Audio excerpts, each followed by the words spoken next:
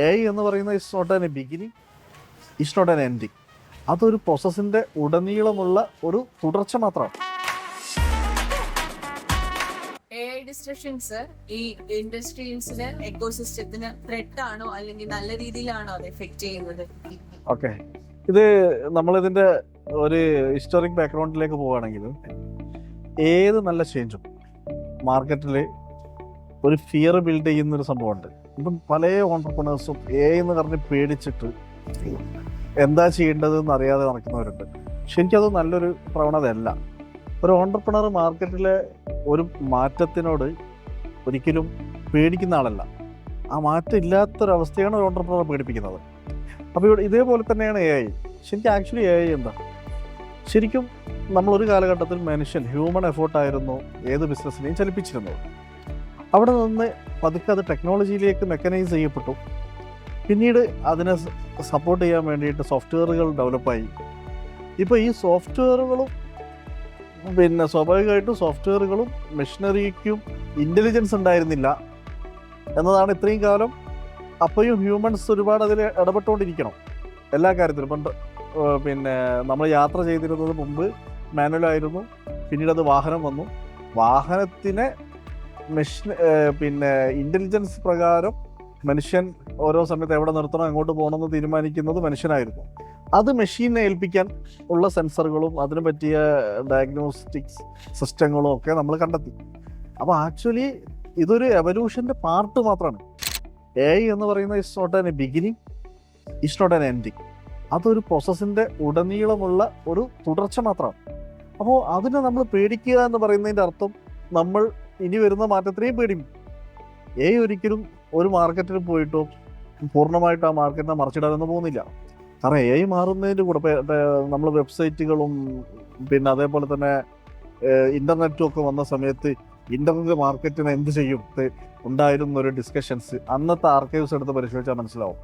Internet വീങ്ങാൻ പോകുന്നു, internet problem build ചെയ്യുന്നു, internet. അപ്പോൾ അതിൽ കുറേ അപ്പോസ്തലന്മാർ എന്ന് പറയുന്ന പോലെ ഇതിൻ്റെ ആൾക്കാരായിട്ട് കുറേ ആൾക്കാർ അവതരിപ്പിക്കാം. ഇപ്പോൾ എ ഐൻ്റെ പേരിൽ ഒരുപാട് ആൾക്കാർ അവതരിപ്പിച്ച് എ ഐൻ്റെ പേരിൽ ഒരുപാട് മാനിപ്പുലേറ്റഡ് ആയിട്ടുള്ള പല സംഗതികളും പറഞ്ഞ് പ്രചരിപ്പിച്ച് നടക്കുന്നുണ്ട്.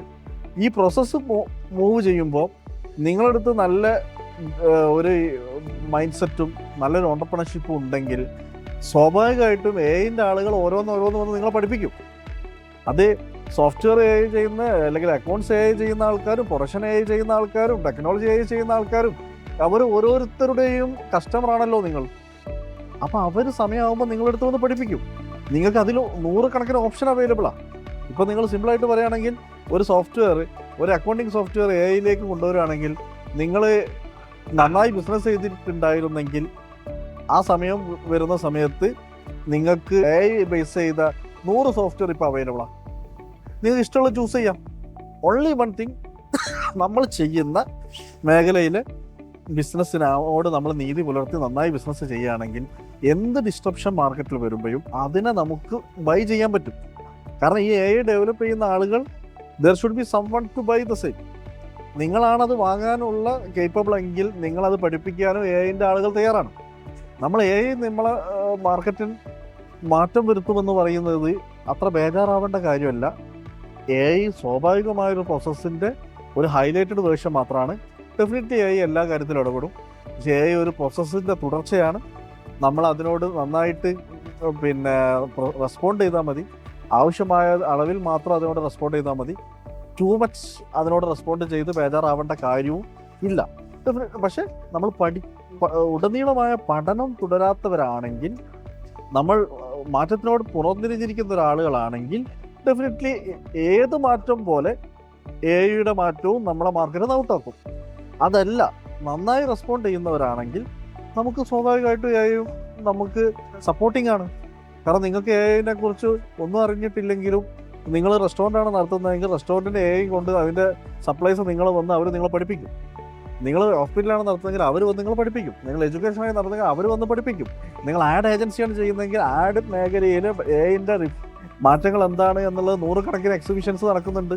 ആ ടെക്നോളജി കമ്പനികൾ നിങ്ങളെ വന്ന് പഠിപ്പിച്ചോളൂ. പക്ഷേ you should leave where you are. നിങ്ങൾ ഏത് മേഖലയിലാണോ ഇപ്പോൾ ഉള്ളത് അവിടുത്തെ ലീഡറായി മാറി നിൽക്കുക എന്ന് മാത്രമേ നമ്മൾ ചെയ്യേണ്ട കാര്യമുള്ളൂ. അപ്പോൾ എ ഐ അത്ര വലിയൊരു മഹാ പ്രശ്നം ആയിട്ട് നമ്മളാരും കാണേണ്ട കാര്യമില്ല എന്നാണ് നമുക്ക് പ്രാക്ടിക്കലി ഇപ്പോൾ മനസ്സിലായിക്കൊണ്ടിരിക്കുന്നത്.